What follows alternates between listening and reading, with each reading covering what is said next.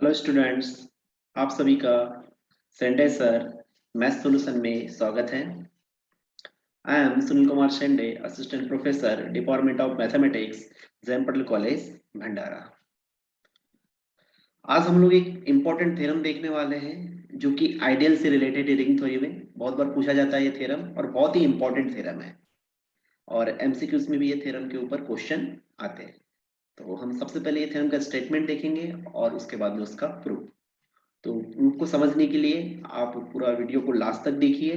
ज्यादा नहीं है, थोड़ा सा ही वीडियो है, लेकिन आपको अच्छे से क्लियर हो जाएगा। वीडियो आप पूरा देखिए ताकि आपको पूरा टॉपिक अच्छे से समझ में आए और एग्जाम में आप इसे बहुत अच्छे तरीके से लिख सकते हो।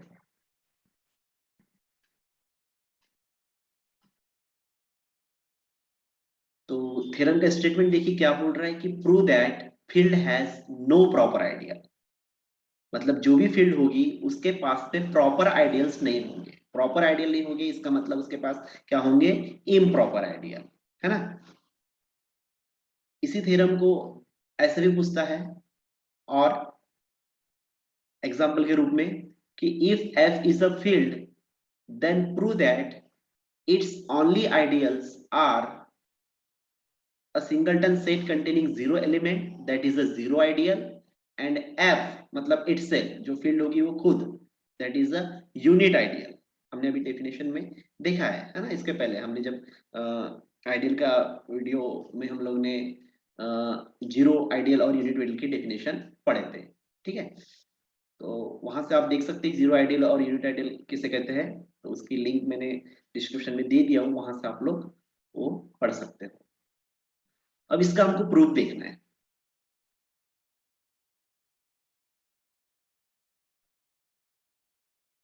ठीक है, तो field has no proper ideal या फिर if F is a field then prove that it's only ideals are zero ideal and itself मतलब यूनिट आइडियल।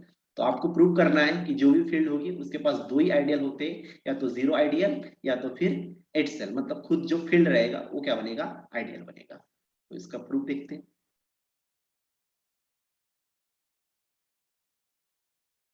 तो let you B any non zero ideal of field F.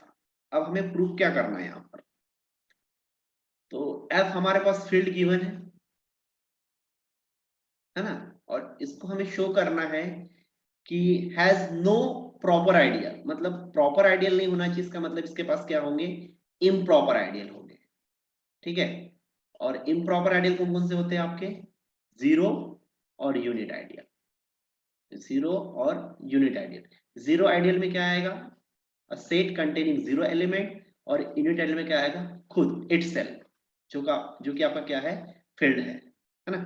तो हम मान के चल रहे हैं कि इसका जो सबसेट है, एक सबसेट कंसीडर कर रहे हैं हम U, जिसको हम नॉन जीरो ले रहे हैं। नॉन जीरो ले रहे हैं इसका मतलब इसके सेट में जो एलिमेंट है वो जीरो नहीं होगा, ठीक है। मतलब not equal to a set containing zero element, ऐसा मान के चल रहे हैं कि फील्ड का जो सबसेट है U, अगर से वो नॉन जीरो आइडियल हो। कौन सा आइडियल हो? नॉन जीरो आइडियल हो। तो देखते हैं कि वो आइडियल कौन सा बनेगा, ठीक है। तो इसलिए हमने लिया हुआ है कि let U be any non zero ideal of F। तो implies that U is not equals to a set containing zero element। इसी का मतलब है कि जो U हमने सबसेट लिया हुआ है F के लिए वो नॉन जीरो आइडियल है, ठीक है। अगर से वो नॉन जीरो आइडियल हम कंसिडर करते हैं, मान के चलते हैं, तो हम देखेंगे कि U आपका कौन सा आइडियल बनता है। तो suppose that x is not equal to zero belongs to U, क्योंकि U सेट में जो एलिमेंट है वो जीरो नहीं है, मतलब नॉन जीरो एलिमेंट है। तो नॉन जीरो एलिमेंट हम x ले रहे हैं, तो x is not equal to zero belongs to U, और U f का सबसेट है। U क्या है? f का सबसेट है ना। ये हो गया आपका U, और वो सबसेट है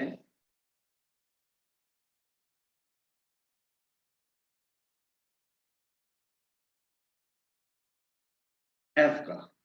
तो U से एलिमेंट हम लोग x ले रहे हैं, U से x एलिमेंट ले रहे हैं x, तो x U में है, इसका मतलब वो कहां पर है? f में भी है। तो implies that x belongs to f।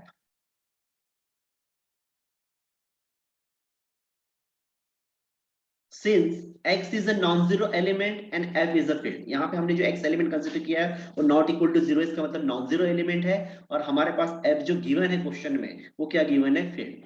तो यहाँ हम फील्ड की डेफिनेशन अप्लाई करेंगे, और फील्ड की डेफिनेशन क्या होती है कि फील्ड में जो भी नॉन जीरो एलिमेंट होते हैं, फील्ड में जो भी नॉन जीरो एलिमेंट होते हैं, जैसे यहाँ पे हमने x लिया हुआ है, तो हर एक नॉन जीरो एलिमेंट का मल्टीप्लीकेशन इनवर्स होता है। ऐसे फील्ड की डेफिनेशन बोलती है कि फील्ड के पास जो भी नॉन जीरो एलिमेंट होते हैं उसके क्या होते हैं, मल्टीप्लीकेटिव इनवर्स। तो यहाँ पे x is non zero element है, इसका मतलब यहाँ पे क्या होगा, x का इनवर्स एग्जिस्ट होगा, x का क्या होगा, इनवर्स एग्जिस्ट होगा। तो therefore x inverse exist in f, मतलब अब हमारे पास f में एक इनवर्स एलिमेंट भी आ गया, कौन सा, x इनवर्स, क्योंकि f इज अ फील्ड।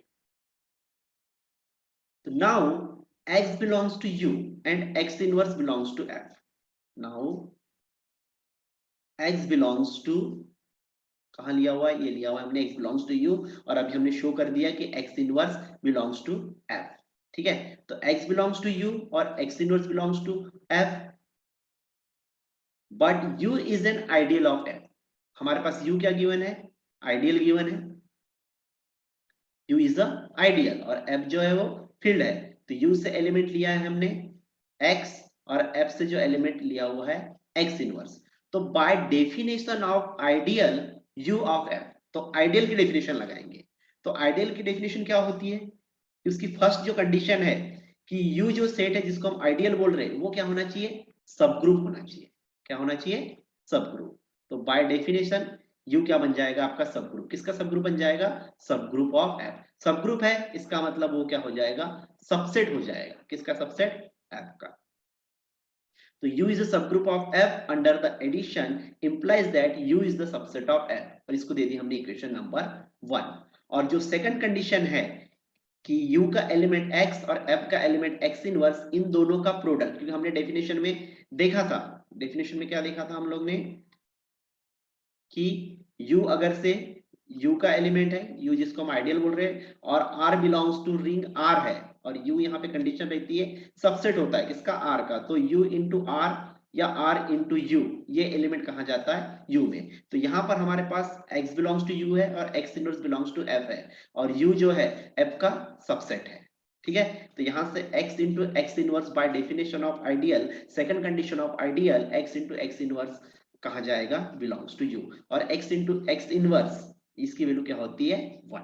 ठीक है, क्योंकि x का ये मल्टीप्लिकेटिव इनवर्स है, तो x इंटू एक्स इनवर्स क्या हो जाएगा, 1, और 1 इज द मल्टीप्लिकेटिव आइडेंटिटी। तो 1 एक नया एलिमेंट हमारे पास U में आ गया, पहले U में हम लोग ने x लिए थे, और एक नया एलिमेंट कौन सा आ गया हमारे पास, 1।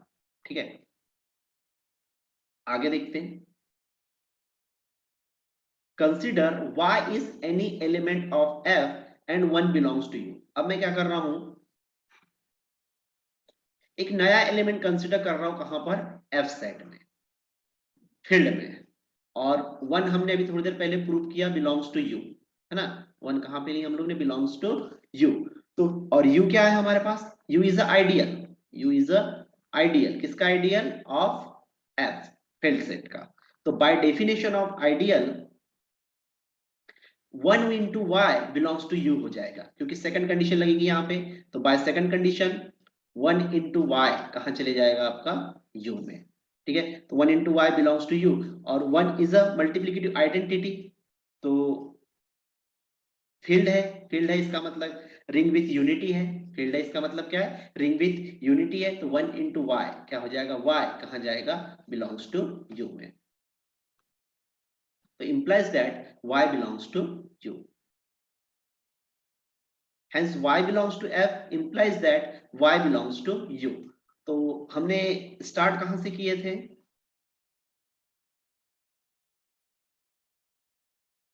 कि y is any element of F, ये लिया था हमने, y is any element of F, और इस y को हमने कहां ले जा दिया, U में, कहां ले जा दिया, U में, hence y belongs to F implies that y belongs to U। तो therefore अब f का एलिमेंट y है, और उस एलिमेंट को हमने कहां ले जा दिया, U में। तो f को क्या बोल सकते हैं हम, यहां से हम, कि f is a subset of U। ये सबसेट प्रूव करने की मेथड होती है कि जिस सेट को आपको सबसेट बताना है, मान के चलो अगर से ए को सबसेट बताना है आपको बी से, तो आप क्या करो, ए से एलिमेंट ले लो, कोई भी एलिमेंट, सपोज मैंने एक्स ले लिया, तो इस एक्स एलिमेंट को कहां ले जाते हो आप, बी सेट में, तो ए क्या हो जाएगा, बी का सबसेट। तो यहाँ पे भी हमने वही किया है कि y बिलोंग्स टू f, और इस y को हमने कहां ले जा लिए, u में, तो यहाँ से क्या हो जाएगा, f is a subset of u, और इसको दे दी हमने इक्वेशन नंबर 2।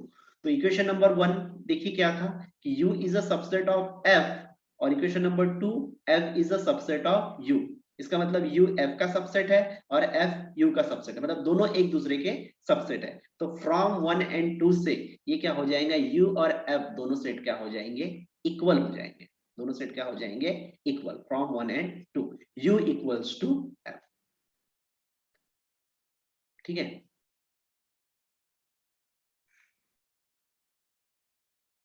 तो so if u is a non-zero ideal of f, then u equals to f। अब यहां पर देखिए हमने स्टार्ट किया था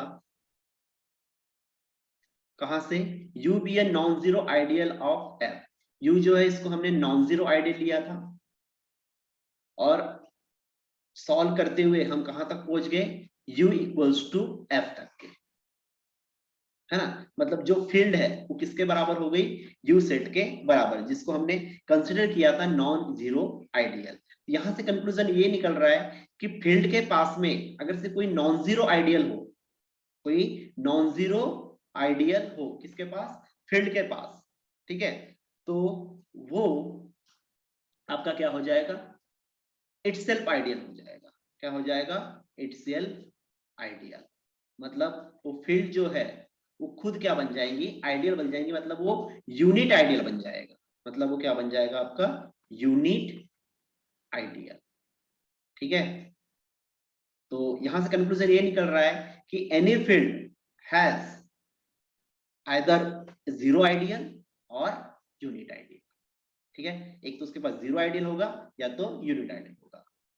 जीरो आइडियल होगा मतलब वो सेट में सिंगलटन सेट रहेगा और कंटेनिंग ओनली जीरो एलिमेंट, या तो अगर से नॉन जीरो है, नॉन जीरो आइडियल है, तो फिर वो आइडियल क्या होगा आपका, इटसेल्फ होगा, मतलब यूनिट आइडियल होगा। तो फील्ड के पास में प्रॉपर आइडियल नहीं होते, एक तो जीरो आइडियल होगा या तो यूनिट आइडियल होगा। ठीक है, तो finally hence for a field f its only ideals are zero ideal, that is a singleton set containing zero element, and f itself, hence proved। तो बहुत ही बढ़िया थ्योरम था ये, आप सभी को थ्योरम समझ में आ गया होगा। आई होप कि सभी को हर जो एक एक स्टेप है वो सब क्लियर हो गई होगी। फिर भी कुछ डाउट है तो आप मुझे पूछ सकते हो, या कोई स्टेप नहीं समझ में आए हो तो आप मुझे कमेंट कर सकते हैं। और समझना, मेरा पढ़ाना अच्छे से समझ में आता है आपको, एक एक चीजें क्लियर होती है, डाउट क्लियर होता है, तो चैनल को जरूर लाइक कीजिए, सब्सक्राइब कीजिए और ज्यादा से ज्यादा शेयर कीजिए। Thank you.